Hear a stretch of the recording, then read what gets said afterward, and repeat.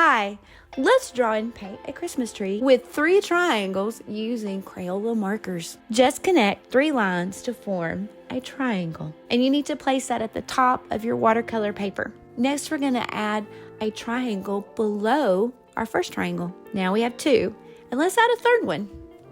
And then let's go ahead and add 3 lines to form the trunk of our tree at the bottom.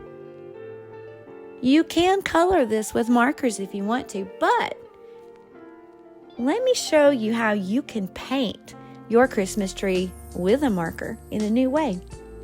A wet paintbrush will move the marker ink just like paint and has a watercolor effect in the end.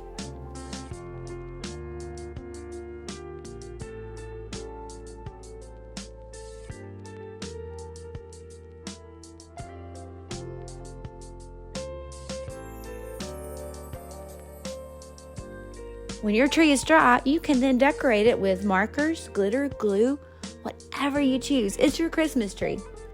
We hope you enjoyed this easy Christmas tree lesson, and we'll hit the subscribe button below so that you'll know when we add more Christmas art to our Christmas playlist.